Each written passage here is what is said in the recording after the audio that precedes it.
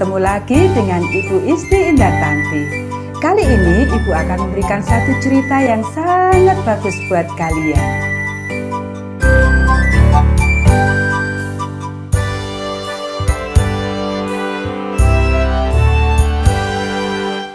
Masuk dan keluar dari lubang singa. Ayat hafalan Daniel pasal 6 ayat 23. Allahku telah mengutus malaikatnya untuk mengatupkan mulut singa-singa itu.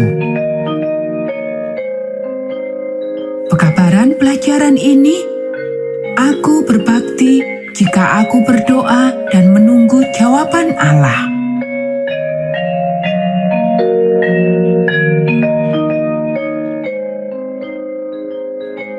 Di beberapa tempat dunia sekarang ini, banyak orang tidak diizinkan beribadah di tempat yang mereka inginkan. Cerita Alkitab kita hari ini mengenai seseorang yang mengalami hal yang sama. Ia dilarang berdoa kepada Allah. Mari kita lihat apa yang dilakukannya dan apa yang dilakukan Allah tentang hal itu. Setelah bergegas ke tempat di mana mereka dapat melihat jendela Daniel, beberapa gubernur diam-diam menunggu. Mereka telah mengelabuhi raja. Ia telah menandatangani peraturan mereka. Tidak seorang pun diizinkan menyembah siapapun kecuali raja selama 30 hari. Begitu peraturan telah ditandatangani dan dimeteraikan, itu tidak dapat diubah. Apakah Daniel akan berdoa kepada Allah di surga seperti biasanya? Mereka berharap demikian. Mereka mengetahui ia akan berdoa pagi, siang, dan malam di dekat jendelanya. Dengan semangat, mereka menunggu ia melanggar peraturan. Akhirnya akan ada alasan untuk mengadukan Daniel kepada raja. Mereka tidak perlu menunggu terlalu lama. Daniel mengetahui bahwa sekarang telah berlaku peraturan yang mengharuskan semua orang menyembah raja saja. Dan ia sangat memahami mengapa peraturan itu dibuat. Ia mengetahui apa yang sedang direncanakan para gubernur itu. Tetapi Daniel telah memutuskan untuk mendahulukan Allah apapun yang terjadi. Ia mengetahui bahwa ia semakin memerlukan waktu berbicara dengan Allah lebih dari sebelumnya. Tidak ada hukum yang dapat menjauhkan dia dari berdoa kepada Allah. Jadi, Daniel pergi ke jendela seperti biasa dilakukannya. Ia membuka tirainya dan bertelut berdoa. Ya, itu dia. Gubernur yang mengintai berbicara berbisik dengan suara tegang. Mereka tersenyum ketika Daniel mulai berbicara kepada sahabatnya, Allah. Sekarang kena dia. Para pengintai itu memperhatikan Daniel sepanjang hari. Mereka melihat dia bertelut dalam doa pagi, siang, dan malam. Pagi hari berikutnya, para gubernur bergegas menuju istana. "Oh Raja, kekalah hidupmu. Mereka memulai sambil sujud menyembah raja. Tidakkah engkau membuat peraturan yang mewajibkan semua orang menyembah hanya kepadamu selama 30 hari?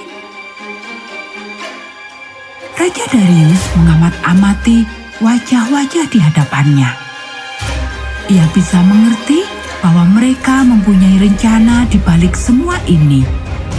Dan hal itu merisaukan dia. Ia menunggu mereka melanjutkan. Raja Darius, tuanku, kami telah menemukan seseorang yang telah melanggar peraturan itu. Daniel terus menyembah Allahnya. Ia telah melanggar peraturan. Raja segera mengetahui mengapa orang-orang ini begitu tertarik untuk menjalankan peraturan ini. Ia sekarang menyadari bahwa ia telah dikelabuhi. Tetapi tidak ada yang dapat ia berbuat. Peraturan yang telah ditandatangani dan dimeteraikan oleh raja tidak dapat diubah. Dengan sedih, Raja Darius memerintahkan Daniel untuk dilemparkan ke lubang singa. Daniel, semoga Allahmu menyelamatkan engkau, kata raja ketika para penjaga membawa Daniel. Malam itu, Raja Darius tidak bisa tidur. Ketika sinar matahari pertama menyentuh dinding istana, ia bergegas ke lubang singa. Daniel, Daniel, apakah engkau masih hidup? Ia memanggil. Apakah Allahmu menyelamatkan engkau? Masih di dalam lubang singa, Daniel menjawab dengan penuh hormat. Tuan Raja, kekalah hidupmu. Allahku telah mengutus malaikatnya untuk mengatupkan mulut singa-singa itu sehingga mereka tidak mengapa-apakan aku. Ia masih hidup. Darius berseru. Cepat, para penjaga, ambil Daniel dari bawah sana. Perintah raja yang lega itu. Orang-orang di sekitar Daniel menyaksikan kasih dan kekuatan Allah karena Daniel setia berdoa dan berbakti setiap hari. Mereka melihat bahwa Allah kita adalah Allah yang menjawab doa. Daniel mengetahui bahwa Allah dapat dipercaya apapun yang terjadi. Bagaimana denganmu? Bisakah engkau menunjukkan kasih Allah kepada orang-orang di sekitarmu oleh kesetiaanmu dalam berbakti? Engkau boleh yakin bahwa Allah akan mendengar dan menjawab doamu. Engkau boleh mempercayai Allah dalam segala situasi.